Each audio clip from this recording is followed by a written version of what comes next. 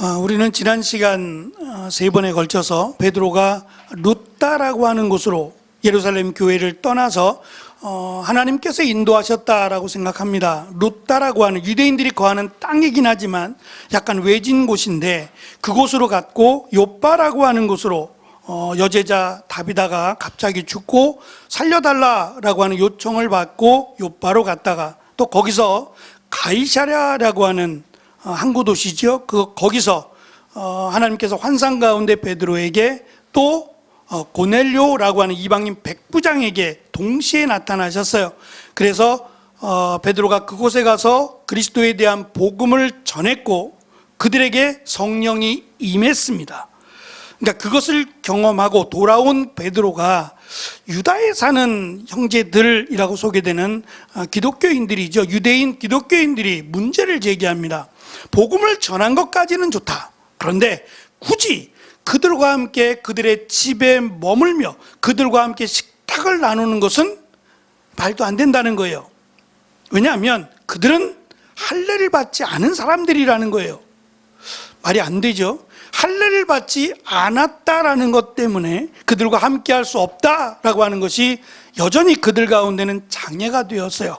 예수님을 믿었음에도 불구하고 예수님이 3년 동안 어떻게 행하셨는지 보여주셨잖아요. 말씀을 가르쳐 주셨음에도 불구하고 그들의 전통이라고 하는 율법이라는 것, 할례라고 하는 것들이 오히려 복음을 가로막았어요.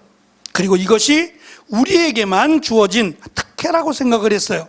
하나님이 우리만 하나님의 백성으로, 근데 그것이 깨져버렸죠.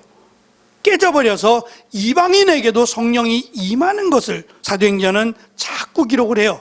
앞에 사마리아 사람들에게도 그랬고 지금 가이사랴에 사는 이방인 백부장을 비롯한 그의 가족 친척들에게도 성령이 임했다는 것은 할례를 받는 것이 중요하지 않다는 거예요. 더 이상 그것이 예수 그리스도를 통한 하나님의 자녀가 되는데 방해가 되지 않는다는 거예요. 그래서 바울도 할례에 대해서 언급하지 않습니다. 그런데 이것이 사도행전 끝까지 이 할례 문제가 계속 따라다니고 사도 바울이 복음을 전하는, 사도 바울이 기록한 이 성경 말씀에도 여전히 문제를 제기하는 거짓 교사로 등장하는 내용 가운데 하나가 할례였어요. 그러니까 그만큼 그들에게는 이 할례 또는 율법이라는 것이 자부심이었어요. 민족의 자존심이기도 했고 자부심이기도 했어요. 이제 그것 때문에 베드로가 가이사랴에서 고넬료의 집에 머물렀다는 것에 문제를 제기했을 때 이것이 자기의 어떤 계획이나 의도가 아니라 성령께서 행하신 일이다. 성령께서 환상 가운데 보여주시고 가라 하시고 가서 그들과 만나니 그들에게도 지시가 있었고 하나님의 명령에 따라 베드로를 불러왔다라는 것을 설명을 했어요. 그리고 우리가 읽은 19절 바로 앞에 보면 18절에 그들이 베드로가 한 것을 믿고 성령께서 하신 것이다 라고 하며 찬양을 드렸다라는 내용으로 마무리가 됩니다. 오늘 말씀은 시작부터가 지금 스데반의 순교는 훨씬 앞에 있는 일이에요. 그리고 스데반이 순교를 당하면서 믿는 자들이 흩어지게 되었어요. 지금이 아니라 이미 앞에서부터 시작된 일을 다시 언급을 합니다. 다시 언급을 해서 그들이 어디로 갔느냐? 사마리아로 가기도 했죠. 빌립이 사마리아로 가기도 했고 또 다른 제자들은 오늘 말씀해 보면 베니게, 키프로스와 안디오게까지도 가게 되었다. 왜 하나님께서 이렇게 이들을 보내셨느냐? 사도행전 1장 8절이죠. 너에게 성령이 임하시면 너희가 권능을 받고 예루살렘과 온 유대와 사마리아와 땅끝까지 이르러 내 증인이 되라고 하신 말씀이에요. 그러니까 땅끝이라고 하는 것은 결국 온 땅에 속한 모든 사람들을 제자로 삼으라는 거예요. 그러니까 이게 이제 지상 명령인데 이 지상 명령을 받았음에도 불구하고 오늘 말씀 1절을 보면 여전히 흩어져 있던 유대인들, 디아스포라라고 하는 흩어져 있는 유대인들에게만 복음을 전했다고 돼 있어요. 이방인들에게 복음을 전하지 않고 흩어져 있던 유대인들에게만 복음을 전했어요. 변명을 하자면 일단 유대인들은 적어도 당시에 사용하고 있던 아람어라고 하는, 헬라어가 아닌 아람어라고 하는 오랫동안 내려온 언어예요. 이 아람어를 사용하고 있어서 대화에 문제가 없었다는 거예요. 그러나 시간이 지나면서 1세대, 2세대 지나면서 점점 그들이 오랜 시간 사용했던 히브리어나 아람어를 까먹게 되죠. 아이들은 자연스럽게 당시의 언어인 헬라어를 사용하게 돼요. 그러니까 사실 이것은 변명에 지나지 않아요. 변명이 지나지 않습니다. 그래서 유대인들에게만 복음을 전했는데, 그 중에는 흩어진 제자들 중에는 이 헬라어에 능통한 사람들, 그러니까 흩어져 있던 사람들 중에 구브로 출신들이 있었어요.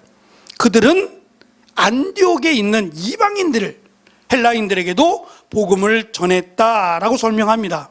그러니까 유대인들은 주로 복음을 전했고, 그들 중에 소수는 이방인들에게도 복음을 전했다는 거예요. 그런데 놀라운 일은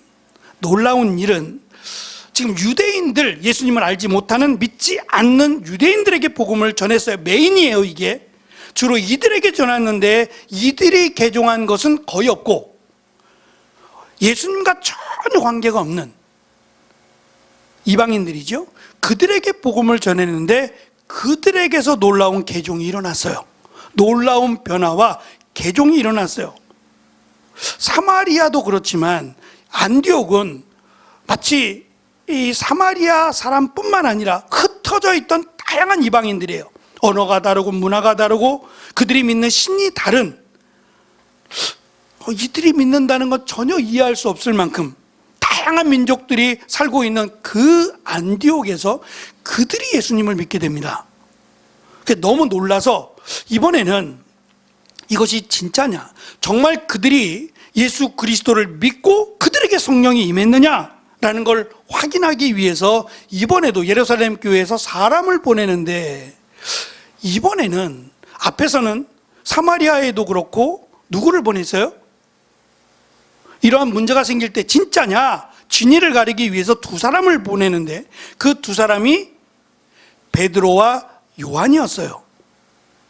어찌 보면 지금 처음이 아니라 몇 번에 걸쳐서 베드로와 요한을 보냈으니까 베드로와 요한만큼 이 부분에 전문가는 없을 거예요.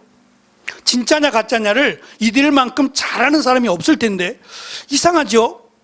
베드로도 빠지고 요한도 빠져요.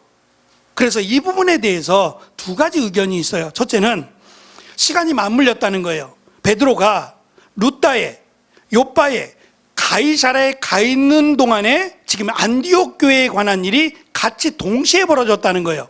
그러니까 베드로는 갈 수 없었다는 거예요. 없었으니까 예루살렘 교회에 없었고, 베드로는 지금 가이사라에 있든지 요빠에 있든지 루다에 있든지 다른 곳에 가서 복음을 전하고 있었으니 베드로가 갈 수 없었다는 거예요. 그럼 문제가 발생해요. 그럼 요한은?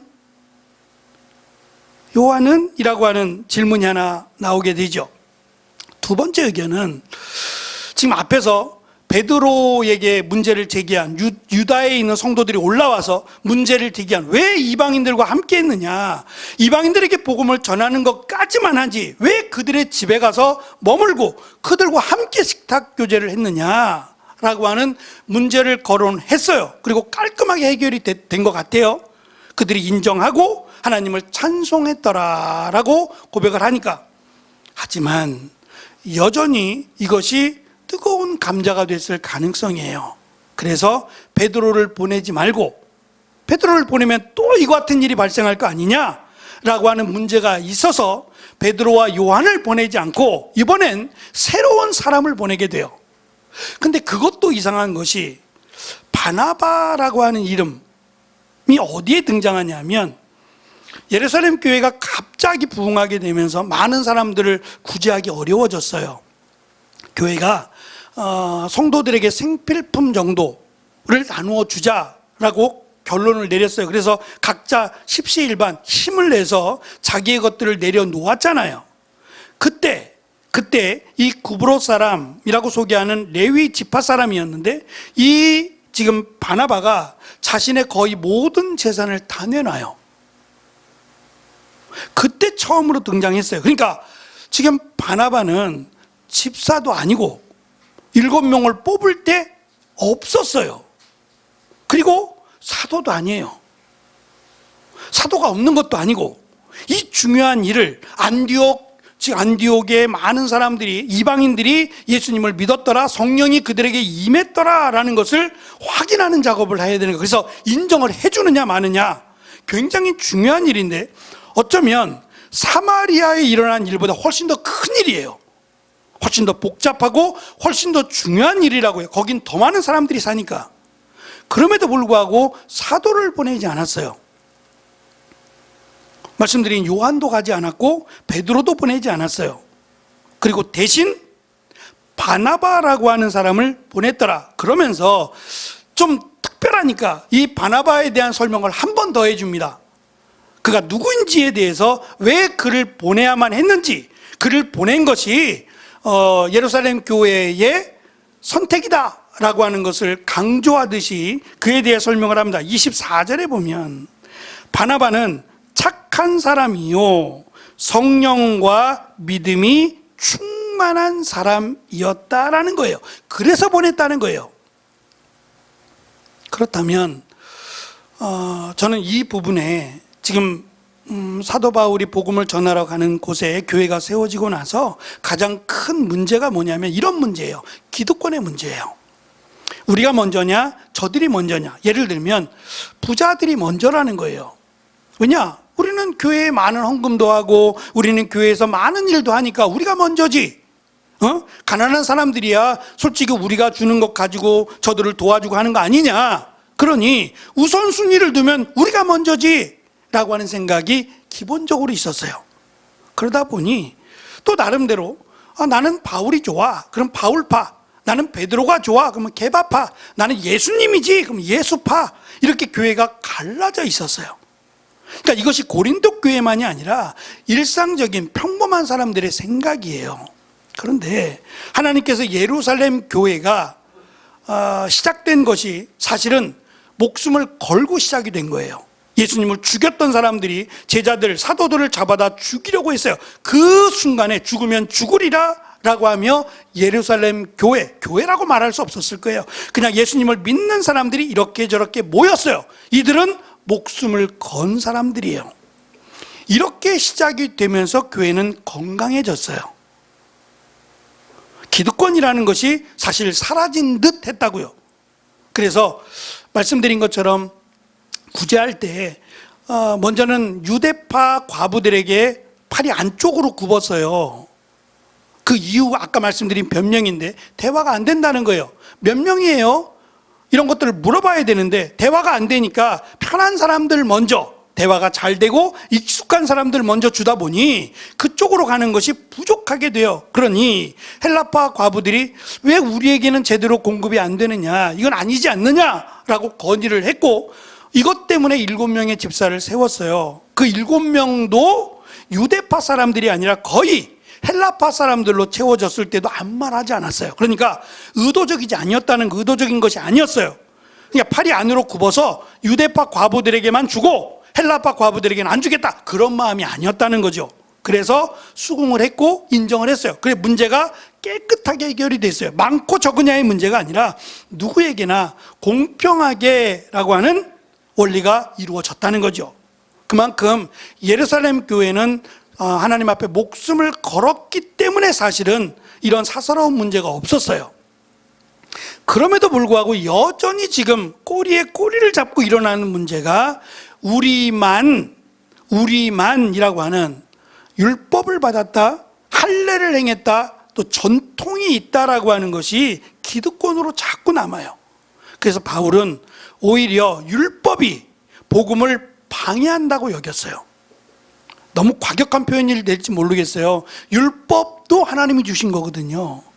근데 이 율법을 어떻게 활용하느냐에 따라 하나님을 거역하게 만들었다는 거예요. 율법은 우리 스스로를 정결하게 죄 없이 하기 위해서 주셨어요. 그러면 된 거예요. 근데 율법을 지킴으로 구원을 받는다 그러면 예수님이 오실 이유가 없잖아요. 율법으로 깨끗해지고 율법을 지킴으로 거룩해진다라고 하면 예수님이 오셔서 십자가에 달려 죽으실 이유가 아무것도 없어요. 율법은 우리가 죄를 짓지 못하도록 적어도 하나님께서 원하시는 하나님의 백성으로서의 삶을 가르쳐 주는 거지, 그것을 지켜서 의롭게 되거나 거룩해지지 않아요. 율법이 나쁘다는 게 아니에요. 잘못 오용하고 있어서 문제가 된다는 겁니다. 저는 예루살렘 교회가 그나마 지금 바나바를 보내기로 결정했어요. 근데 이 부분에 대해서 지금 누가는 어떠한 것도 언급하고 있지 않아요. 그 이유는 바나바를 보내는데 모두가 찬성을 했기 때문이에요. 첫째, 바나바는 물질에 욕심이 없어요. 자기의 모든 것을 가난한 사람들, 힘든 사람들을 위해서 내놓을 정도라면 무슨 물질의 사심이 있겠어요. 그러니까 이런 것에 대해서 아무런 거리낌이 없는 사람. 첫 번째, 그 부분이 통과가 됐고, 두 번째, 그는 성령과 믿음이 충만했다는 거예요. 여기에 공통점을 찾았어요. 7명의 집사를 세울 때도 그랬어요. 그렇다면 어떠한 일을 결정할 때 가장 우선이 되는 상반된 의견을 갖고 있어도 이 부분에 대해서 합의가 돼야 돼요. 다시 말하면 서로 기도하자 그래야 돼요. 의견이 다를 수 있지요. 얼마든지 의견이 다를 수 있어요. 생각이 다를 수 있어요. 그럼에도 다수결의 원칙으로 이렇게 결정하자라고 하는 것은 성경적이지 않아요. 하나님이 원하시는 결정은 기도하자, 그리고 말씀에 따라 결정하자, 성령이 충만한 결정이 되도록, 저는 이것이 성경이 가르쳐주는 법칙이라고 생각해요. 그 법칙을 따랐어요. 그래서 누구 하나 원망하거나 불평하지 않아요. 사도들도 불평하지 않았을까요? 베드로에 대해서 부정적이 되니 다른 사도들은요? 사도들의 권위가 떨어지잖아요. 그럼 거기에 대해서 지금 베드로가 불편해서 기분이 상해서 안 가겠다 그런 거예요? 아닐 거란 말이죠. 바나바를 보내는 것에 사도들도 찬성을 했을 것이고, 또 예루살렘 교회 성도들도, 제자들도 찬성을 했을 거예요. 그래서 이제 바나바를 보내고 나서 이루어지는 일을 보면, 바나바가 가서 보니 이 일이 진짜예요. 진짜 그들에게 복음이 전해졌고 그들이 믿었고 성령이 임했어요. 그리고 나서 돌아오는 게 아니라 지금 바나바가 이들에게 더 말씀을 가르쳐야겠다라고 하는 생각이 듭니다. 성령께서 이끄시는 거라고 생각합니다. 그리고 나서 지금 안디옥이라고 하는 곳에서 다소라고 하는, 유럽으로 가는 길인데 다소까지 가는 거리가 160km예요. 안디옥에서부터 다소는 사울이 지금 살고 있는 건데, 사도행전을 연구한 유상섭 교수라고 예전에 총신대 교수였는데, 이분이 쓴 책에 의하면 사도 바울이 지금 다메섹에서 변화가 되고 예루살렘 교회에 가서 나도 사도다 라고 말하며 잠시 가 있어라 라고 하며 다소로 보내게 되죠. 그 보내고 지금 바나바가 다시 불러오기까지 10년 걸렸다 그랬어요. 여러 가지를 계산해 보니까 10년 정도 시간이 걸렸을 것이다 라고 유상섭 교수는 이야기하더라고요. 그랬다면 사도 바울도 10년 동안 다소에 있었던 거예요. 그리고 예루살렘 교회도 잊어버리고 있었어요. 근데 그것을 바나바가 지금 논의한 건 아닌 것 같아요. 가서 나는 사울을 만나고 사울을 데려와서, 이런 계획은 없었던 것 같아요. 진위를 확인하기 위해서 보낸 거지, 사울을 데리고 오겠다 말겠다 이런 것들은 계획이 없었던 것 같은데, 예루살렘으로 사람을 보내는 것이 아니라, 물론 거리도 훨씬 멀지만 다소로 사람을 보내 사울을 데리고 오게 합니다. 그리고 사울과 함께 바나바가 안디옥에서 말씀을 가르쳐요. 1년 동안을 가르칩니다. 어땠겠어요? 굉장히 은혜로웠을 거예요.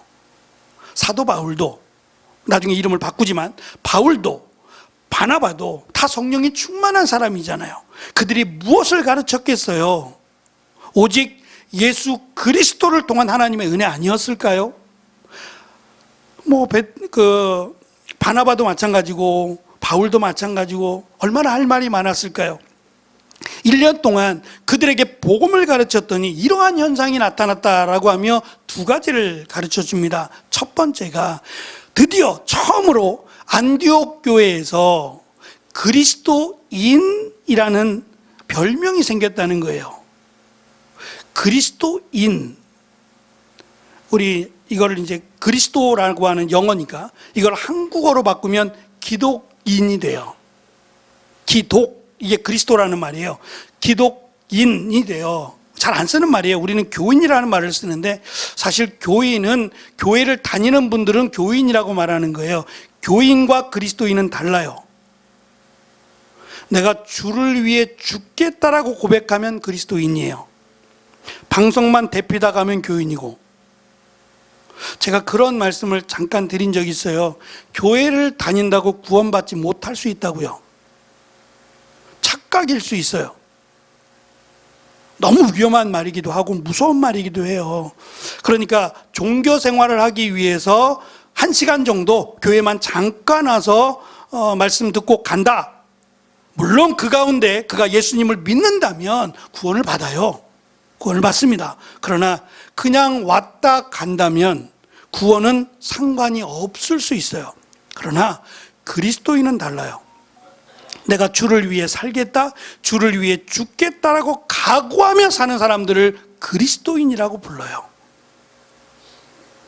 그냥 딱 한마디로 정리하면 그리스도인이라는 거예요, 그 사람이.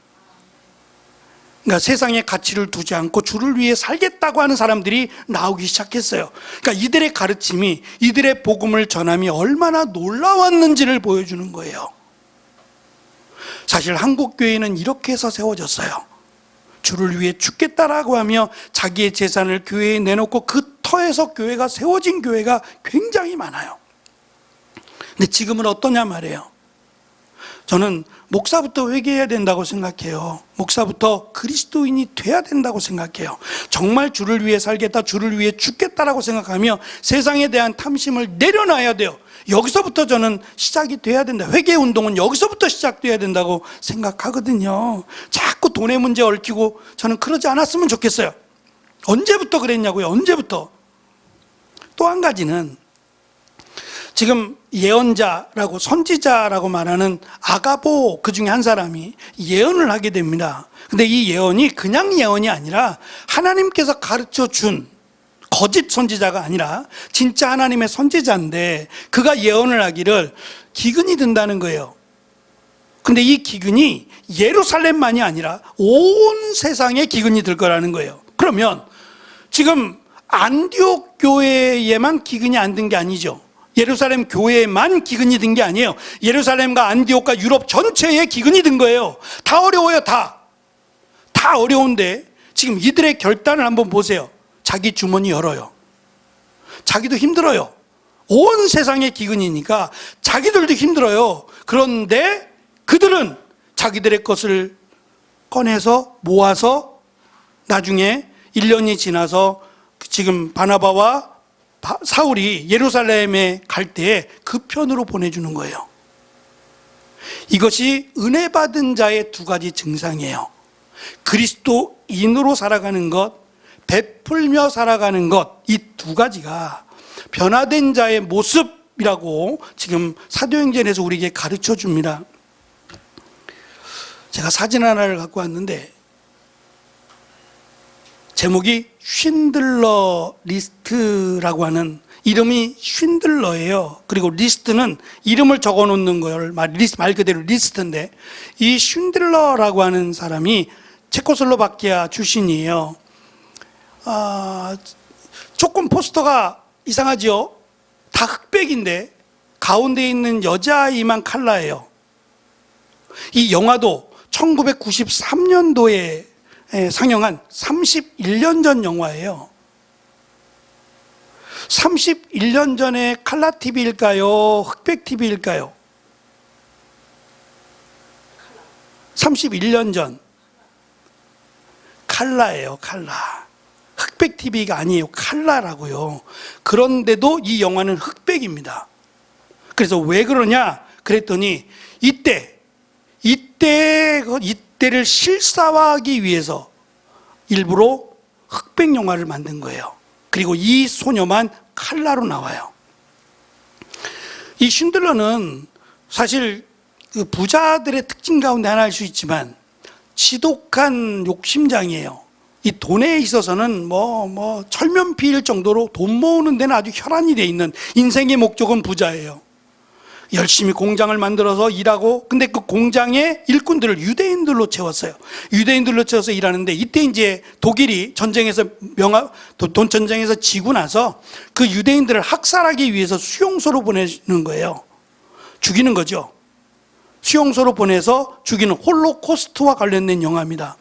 근데 이 쉰들러가 자기와는 전혀 상관이 없잖아요. 자기들의 일꾼이긴 하지만 정부에서 나서서 이들을 잡아가고 이들을 죽인다는데 할 말이 없죠. 자기에게 불이익이 되잖아요, 만약에 거부하면.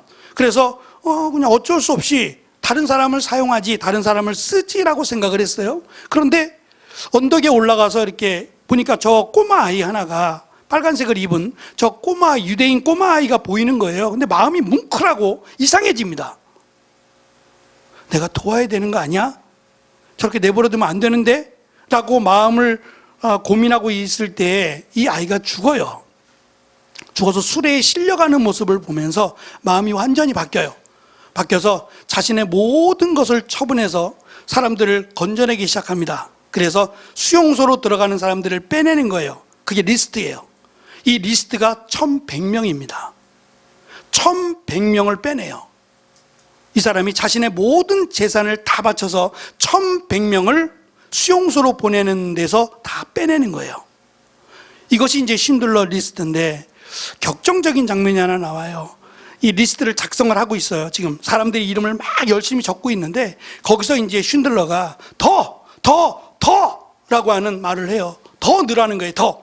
어떻게 썼는지 말을 할 테니까 더 이름을 넣으라는 거예요. 이 이름을 넣은 만큼 돈은 빠져나가는 거예요. 그러면서 마지막 그런 이야기예요. 이들을 떠나가면서 내가 차 2대를 팔았으면 몇 명이라도 더 살릴 수 있었을 텐데, 내가 조금만 더 돈을 헛되이 쓰지 않았으면 내가 몇 명이라도 더 살릴 수 있었을 텐데 라고 눈물을 흘리며 이들과 헤어집니다. 그때 유대인들이 쉰들러에게 반지 하나를 선물해 줘요. 그 반지에 글씨를 하나 새겼는데, 그 글씨에 뭐라고 써 있냐면, 영어로 이렇게 새겨졌는데, 한 생명을 구하는 것은 세상을 온전히 구하는 것이다 라고 하는 글귀가 세워졌어요. 그리고 실제 있었던 일입니다. 그리고 예루살렘에 가면 예루살렘 그 야드 바셈 기념관에 이 쉰들러의 이름이 새겨져요. 의인으로 사람들이 칭해서, 독일 사람이지만 그를 의인으로 칭해서 그의 이름을 새겨놓습니다. 제가 말씀을 준비하면서 아이러니해요. 지금 이스라엘이 전쟁 중이에요. 물론 이유는 많아요. 근데 독일 사람으로부터 1100명이 살았어요. 독일 사람이 죽였지만 독일 사람으로부터 1100명이 살아났고 그것을 감사하고 있으면 이러면 안 되죠. 이건 아니죠. 조금 양보하는 마음을 가져야 되는 거 아니에요?